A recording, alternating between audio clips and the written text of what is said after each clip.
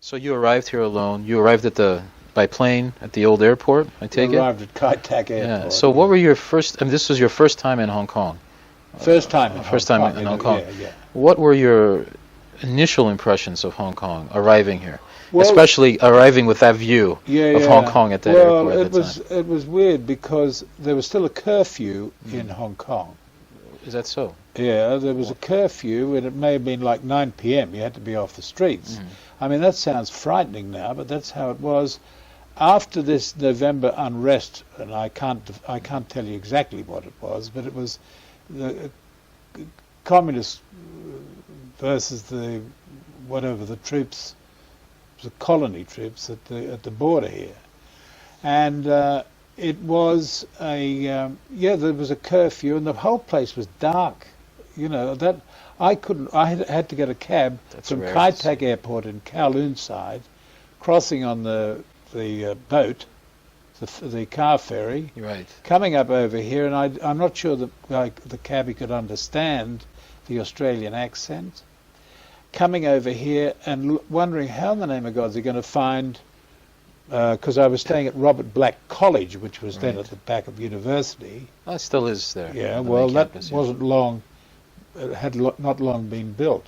So I had digs there until Hodgson could find me a place in the hospital. It's the new Sandy Bay, the new extension to the Sandy Bay Hospital. And there was one light on. This may be 10 p.m. on it was Sunday night. One light on this huge hill, and I said to the cabbie, "We'll try that." And I ran up. It was on the third or fourth floor. I got a lift and ran up the stairs, and there on the door was Professor Arthur Hodgson. It was his. Someone was still awake in the house Sunday night. I could, if that light hadn't been there, I would never have found my way because it was dark and in curfew. But Richard, his son, came out and chatted and told me. I came back the next morning, and that was a Saturday night. So the Sunday morning I came back and met Hodgson for the first time. Interesting. And he took me down to Sandy Bay, to the kids' hospital, and there was a new extension with the new theatre. It was then new theatre block, and that area was all new. And Hodgson said, after chatting for half an hour, he said, "Would you like to be superintendent here?" Well, no one had ever offered me anything in my life, right? And it was the first time I was absolutely, positively encouraged. And I said, "Well, yes, What were your initial impressions of Professor Hodgson? Well, I thought, after this, it was a Sunday afternoon. He and his wife, Monica, drove me round to show me the new building at Sandy Bay. And I think we walked up to see where he was offering me an apartment up at the fourth floor, looking over on Sandy Bay. Well, I thought this was marvellous. I'd never had an encouragement like that. I thought he was amazing, actually. Time proved me right. He was a great guy. He was a great leader. He was a great department man. God, he could organise. He was a great thinker. But also, and I could go on, because he had a profound influence on my life.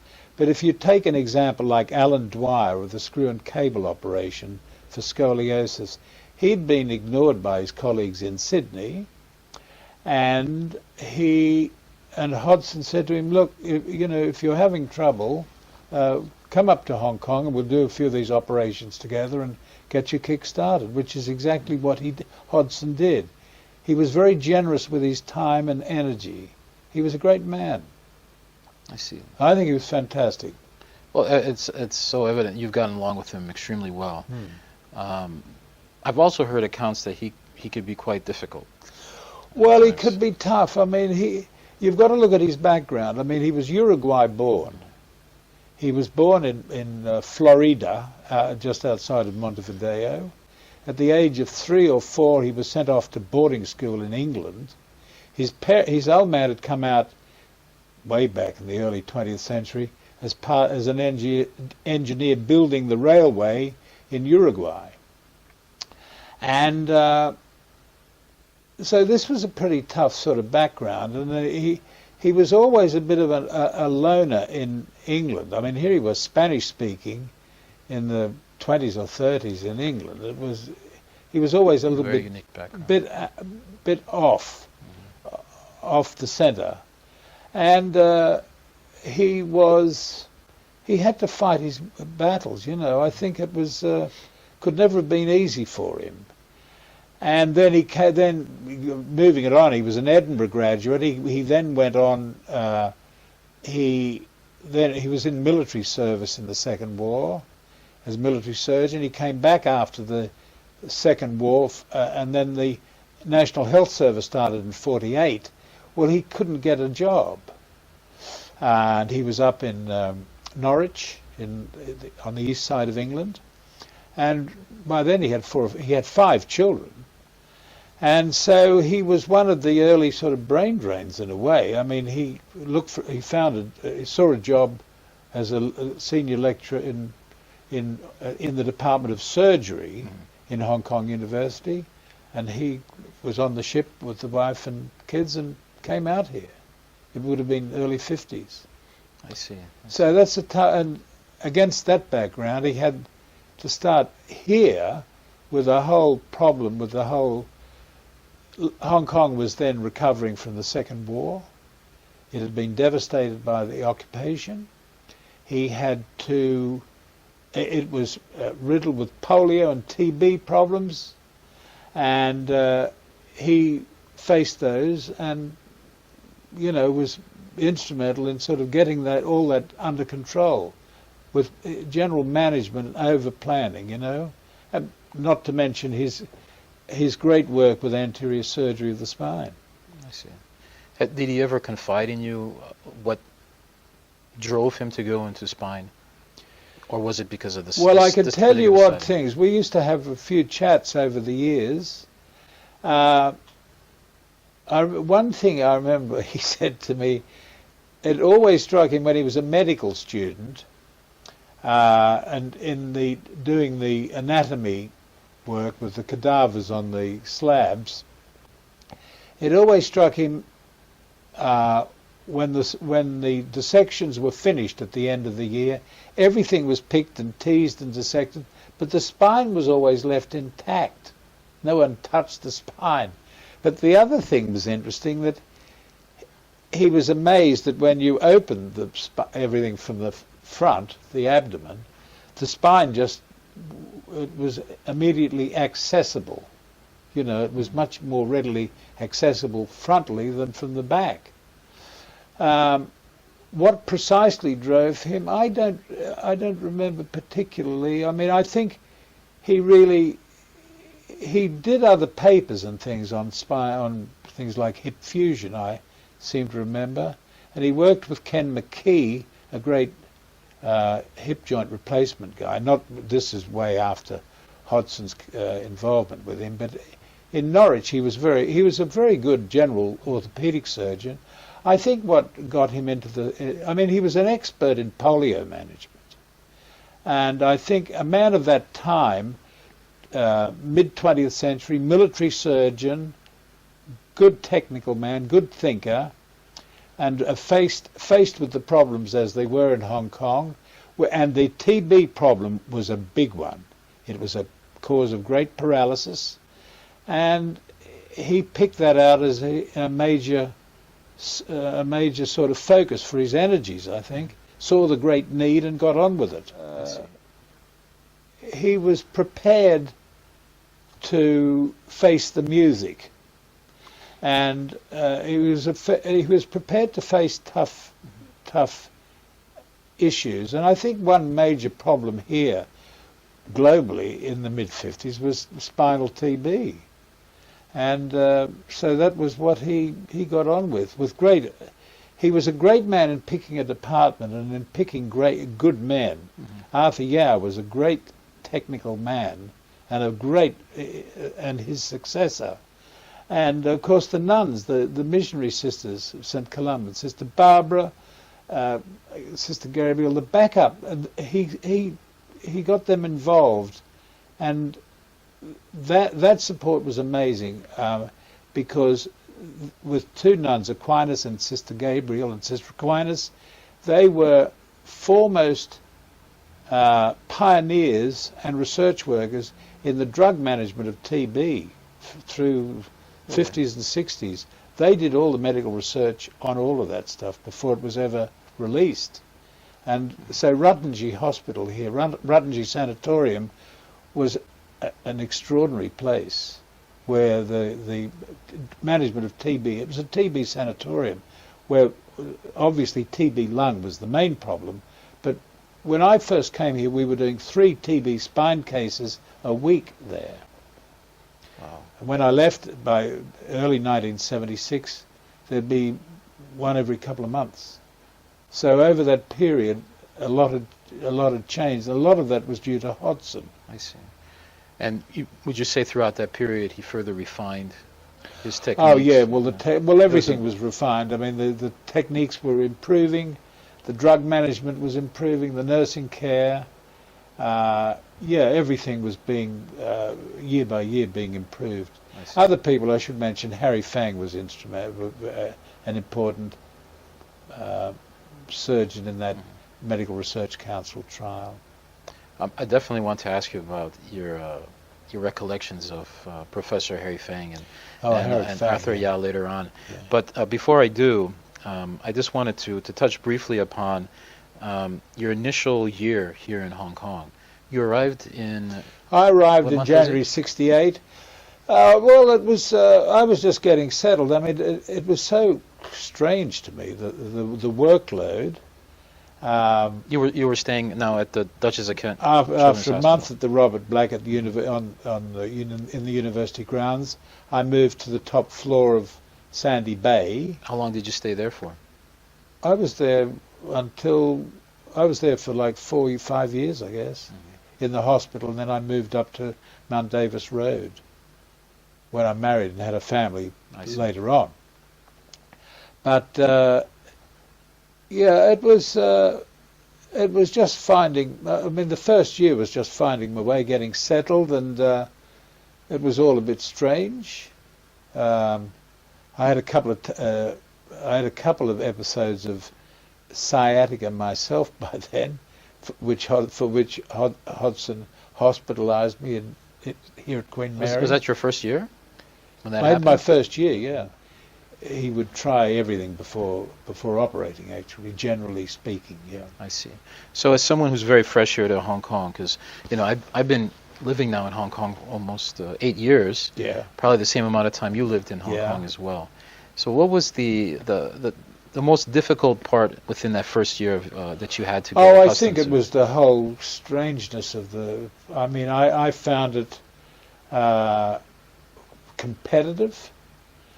I found, I mean, I was the outsider here, and Hodgson had asked me if I was interested in staying on here, I might add, and I said, what, because the initial appointment was a temporary fellowship, a temporary lecturer in the Hong Kong U, in the Department of Orthopaedic Surgery, and Hoddy said, well, the Chinese like you, so would you consider staying, making it full time?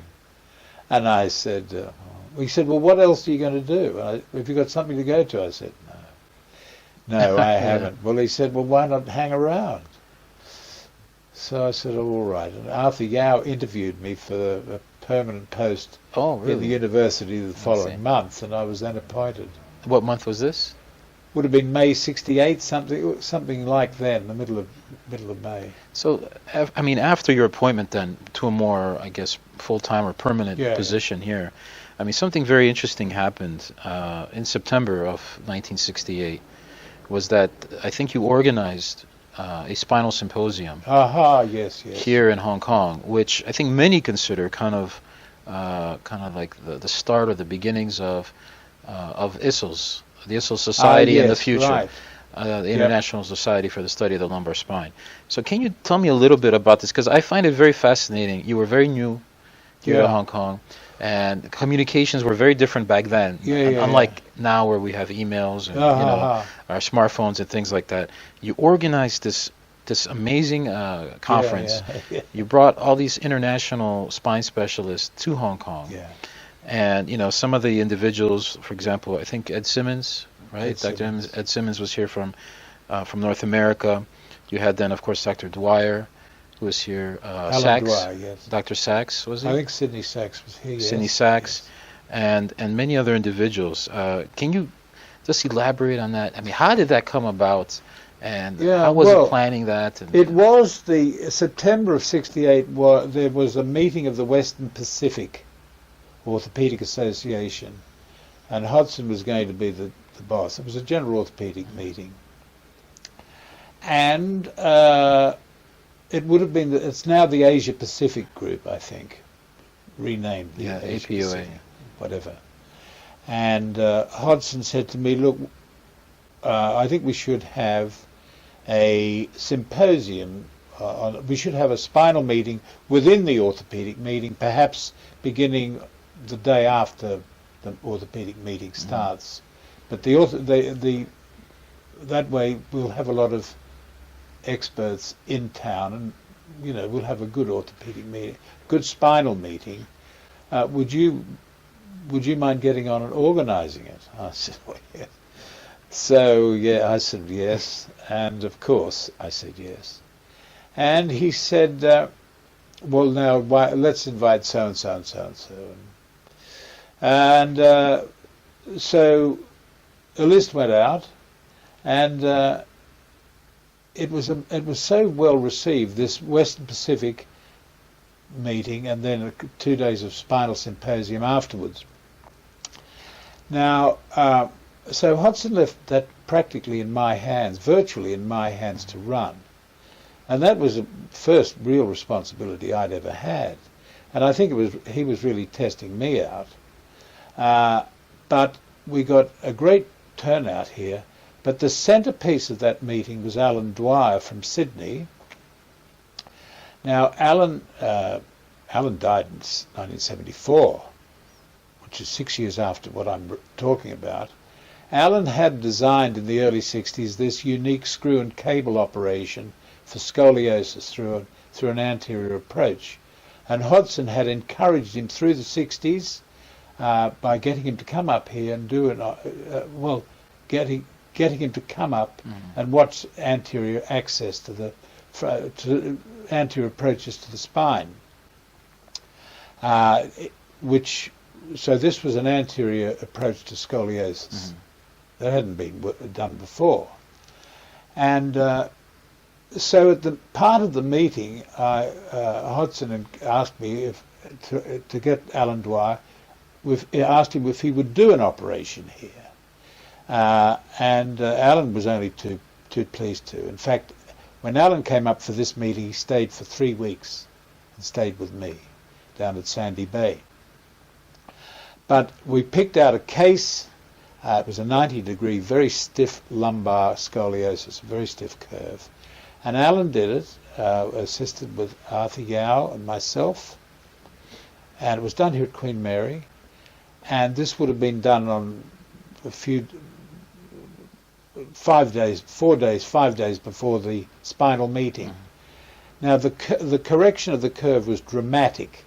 It went, I remember, from 90 degrees to about 16. No one had ever done anything like this before. So Alan, we organised, I'd done a lot of the organising and planning in the background of this. The patient was going to walk in after Alan had spoken for 15 minutes on this new technique. And so this young girl, 16-year-old girl, walked into with a dressing gown on, and the x-rays were put up before and after. And the audience, must have been 60-odd people, in the same lecture room as is here at the end. I see. Exactly that room. And the audience were absolutely they couldn't believe it. This was phenomenal. There was no plaster on this girl. She was totally, not only was the curve corrected, but there was no external fixation on it. This was phenomenal. Because, you know, if you go back a couple of months, not only would she have been, well, she wouldn't have been out of bed, and she would have been in plasters and everything else. Yes, yeah. So this was quite revolutionary. The crowd went ape. They all applauded. And I think this girl was frightened. She, you know, by the applause. But anyway, it was a stunning case. It was the first case Alan had done outside of Australia. Now, in the audience there were some very, very senior orthopaedic surgeons and spinal surgeons. And they all took this word back with them to their various countries. And that launched Alan Dwyer. I mean, he became a folk hero overnight. This was a whole new approach to scoliosis, and nothing had happened in the business of scoliosis, in the surgery of scoliosis correction, since Harrington's instrumentation in the 50s. So this was a big, and it was a big milestone in the whole progress and development of spinal surgery. I mean, there was definitely a tremendous leap forward. Oh, great leap forward. And apparently Professor Hodgson was a huge fan of Dr. Dwyer. He was his mentor, really. I mean, Hoddy really encouraged him. I don't think, I really believe without Hodgson, Alan Dwyer was very close to giving it all away. Mm-hmm. I know that because he told me that. He was totally depressed and disillusioned by the lack of support from colleagues, and without the support of Hodgson, I think the idea would have gone. But he was the only one thinking like that, the only one thinking radically of this surgical approach in the world. I mean, it was a first-timer. It is quite a shame that he wasn't quite received well in his home country of Australia. Well, ultimately he was a folk. Ultimately he was, but it's always the same. You can't be a prophet in your own town. Mm-hmm. And you think Paul Harrington, who was a pioneer in scoliosis surgery, with a posterior approach, with his development, which began in '45, with the big polio epidemics in Houston, Texas. He had developed instrumentation for the spine in the 50s. He started writing about it extensively, and the New York people thought he was crazy and wouldn't publish his work. So all people who really cross the line and really are revolutionaries really have an uphill battle, and they're just not well received. I mean, it's nature. You're right. You're absolutely right. I'm always amazed by Hodgson's devotion and dedication to Dr. Dwyer. I ran across an excerpt that Hodgson wrote in one of the journals, and where he wrote, anterior spinal surgery is a subject of controversy. Most of its resistance to this approach to the spine comes from the individual who has not used it, or who knows little about it, and who rejects it either because he is too old or too lazy to learn about it. Yeah. So when I read this, I thought, this is interesting, and this obviously he's a big supporter of Dwyer and his procedure. Yeah. But when other people read this, of course, some of his contemporaries, I wonder how they take, or how they took to this. To Dwyer? To Dwyer and to Hodgson's kind of steadfastness. Hodgson was totally rejected in the British scene. Totally. I mean, they would have thought, well, he was a Uruguayan, Spanish-speaking. He couldn't get in the National Health Service system here as an orthopaedic. He was buzzed off to Hong Kong, and now he's operating on Chinese people over there. I mean, who knows? But it was only people who actually visited and watched his surgery here that realized he was telling the truth, and there really was a big message in what he had to say. Right. And that's how it always was. The people who saw him work here, and ultimately, when I was here, there were half a dozen a week at least, just here for a few days to see Hodgson or Fang or Yau or all of them operate. People from all over the world. Oh, right? All over the world. With anterior approaches to the spine, with TB or scoliosis, kyphotic deformities of various kinds. I mean, this was a melting pot for many years. I see. Now moving a little bit along from the anterior approach to the spine that drew a lot of people here to Hong Kong at the time. I mean, you also did quite a bit of work here focusing on the halo-pelvic apparatus. Aha. Correct? Yeah. So how did that come about? I mean, that's... Well, it was Ronald DeWald in Chicago came up with an idea with his boss, Robert Ray. Now, this would have been in the late 60s, of a skull halo affixed with pins to the pelvic hoop. Now, the demand in Chicago would not have been great at all. I think they reported 1 or 2 cases. But Hodgson, with his travels, and he travelled and lectured extensively, he came back with general plans for this, the general sort of thinking. And this is late '68, and he gave it to me to do something with. I mean, God, I'd never seen anything quite like this, but I could see its use. I could see that it had a place, and I discussed this with Les Kesterton at the Mechanical Engineering Department at Hong Kong U. And yeah, we saw it. If you connected the skull halo with the pelvic hoop with 4 extension bars, it might work. So we started. The department made up a couple of these sets, and we started in January '69. It was phenomenally. It for the tough fixed curves. It was amazing. Mm-hmm. It had to be connected in with very clever and judicious surgery to mobilize the spine, and the patients tolerated it so well. It was amazing. I mean, when I was here, we must have done well over 150 of them. I did my PhD thesis on this subject, and here in Hong Kong. In Hong Kong, I did it.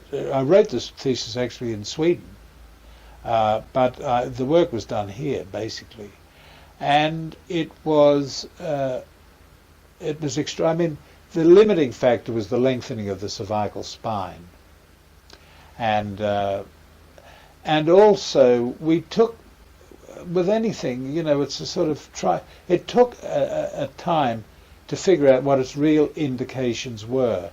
Now, as we were figuring that out, the disease patterns were changing. Polio was reducing with vaccines and so on. The TB spine with surgery and vaccines, and BCG.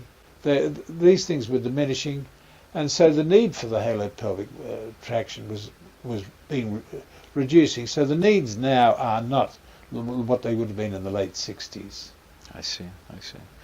So, but it's obvious that, I mean, Hodgson obviously took a big shine to you, and he was seemed to be very generous on many accounts. Well, I tell you, he was a great delegator, and that's one of the hardest things in life, is to have the confidence to delegate something, because one's ego always demands that you're the only guy who can do it.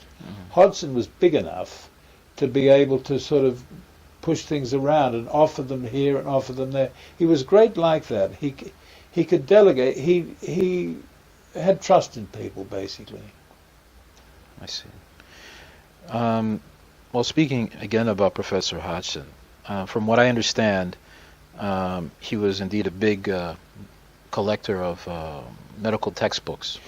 He had the biggest private collection of orthopedic first editions that I'd ever seen, and I mentioned that to him he had them all in the end in the professor's office at the end here, and when I commented, he said, "No, it's not the biggest collection. It's the second biggest. The biggest collection is in Bologna at the Rizzoli Institute. It was owned by Vittorio Putti, who was the surgeon to Mussolini in Italy, and that collection is still is still It's still there. intact. Right. So that's all. I would suggest you go and see that collection, Dino. It's Well, I fantastic. mean, you had quite an impressive collection yourself. I had. I know well, not that recently, but several years ago, you donated your collection to the Australian Spine Society, was it? I gave it to the Spine Society of Australia, and Right. it's now housed at the College of Surgeons in Melbourne. And I was looking through that list. I think there were over 100 plus. I was nearly 300 books. 300, right? Yeah. Textbooks. And I think the majority were first editions, amazing textbooks. Yeah. Now, obviously, did Hodgson inspire you to start Well, collecting? I was always these encouraged by. textbooks? I was always interested in I was always interested in the information you would get, and their value. And I was always intrigued by. I used to borrow the books from his collection. They were fantastic, and many of them he sold on, and are in my. I subsequently bought. They went back to booksellers, antiquarian booksellers, and they're, I don't know what, there'd be 20 or 30 in my collection. So where did he acquire them here in Hong Kong? Where did you acquire them? Well, I from in England largely from I see. antiquarian booksellers. That they were readily available through the 70s and 80s, and I don't know where they're probably still around now. I don't know what their value is in view of internet. Online services. I don't know whether people are still looking at books, because everything is available online now. Right. And I don't know what their value is now. There was always a great value in old books, especially first editions. I mean, some of them in the many thousands. Now, you've mentioned working with Professor Arthur Yau. Yeah. Can you tell me a little bit about? Well, Arthur was a Professor great Yau. colleague. He was a great supporter of Hodgson. He was from Penang, I think, Malay Chinese. Yes, he was from Yeah. Malaysia. He had a great interest in engineering, and I think he may have done first year engineering here when. Yes, he studied engineering Yeah, at HKU. yeah, and Hodgson he approached Hoddy about a job, I remember, and wanted to do orthopaedics. He saw there was a place, and Hoddy smartly took him on board. So for quite a time here, Hodgson with Harry Fang, who Hodgson also got on board in the department, and Arthur Yau, they really kept the show really with the major spinal surgery. They kept it going for some years. But Arthur was a great man. He was a great surgeon. God, he could operate. He had a great expertise, which a lot had obviously been acquired from Hodgson, and he was slick and decisive. He was a good colleague. Mm-hmm. He was a great asset. Yeah. I see. How about Professor Harry Fang? Well, Harry I knew. Harry was extraordinary. He's one of the most extraordinary people I ever met. He had he had a large family of his own. Two of his brothers died tragically with large families, and Harry finished up raising large numbers of children from his deceased brothers. He lived down in Stanley. Well, Harry was a unique man. I mean, he was probably best known at the time for the transoral approach to the upper cervical spine. Mm-hmm. The Fang and Ong people. The Fang and with Professor G.B. Ong, yes. But he was, I mean, his great, he was one of the great characters, I think. And he had his ultimate big trump card was World Rehabilitation. I think he was the chairman or president of World Rehab. And he was a big force in global rehabilitation for many years. But he was a very charming, Great man, very interesting fellow. I see. Were you around at the time when he was involved with politics here in Hong Kong? I would have been around then, but I didn't see him too much at close range in politics. I mean, I didn't know too much about that. No. I see. So, I mean, you obviously there were a lot of many dedicated people in spine at the time when you were here at the department. I guess everyone got along very well. It seems like there was. Well, any department has a few little ructions here and there, but I mean, generally, I think it was very good. I mean, beginning in 1960, when Hodgson, I think the department began in 1960. When Hodgson was appointed professor in 1960, and that because from 1951 or whatever till 1960 he was within the Department of Surgery. When he was appointed to the chair, that was a new department. So he ran the department from 60 till his retirement in 75, when Arthur Yau took over. I see. You had some fantastic memories of Professor Fang and Yau. Anyone else from the department, such as Louis Hsu? I know. Louis I taught. Louis was an undergraduate when I came here in '68. I remember teaching him orthopedic surgery, and the following year, or maybe even that year, he graduated. I know it was that because in '68 he graduated, and I think he came down to Sandy Bay and worked then. And Jacquelin Perry was around from Rancho Los Amigos in Downey, California. Now, Hodgson had brought Jacquelin Perry over to re-energize the children's orthopedic program here. And she was a most amazing person. She was probably one of the great minds that I ever met. The skull halo was pretty much original with her, treating paralytic deformities of the spine in California. But Jackie Perry, who was initially a physio, then a surgeon, and gait analysis was all original with Jackie Perry. Gait analysis was original with her. She had an outstanding mind. But Louis was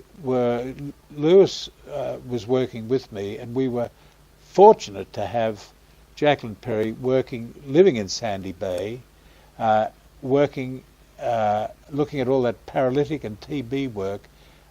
Louis and I were so lucky to have her there. It was a fantastic time. And the program that we developed was really based on a lot of that Perry brought over. Hoddy had Red Cross funding to bring Perry here for 3 months, and it was again a great. It was an inspiration that he did that. She was one of the best thinkers around at the time. But Louis was great for in many ways. Louis was one of the great forces for continuity down at Sandy Bay.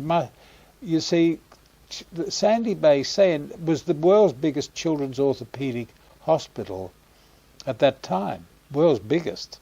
Its capacity was 200 beds. I don't remember getting up to 200. We got to like 180, as I recall. In the summers, that would be pretty much full up. But Louis and I, God, we'd spend hours correcting paralytic deformities, and he had a lot to offer in kids' orthopedics. And he really, he was, what would I say? He was very deliberate and thoughtful and energetic. He was a very good man, Louis.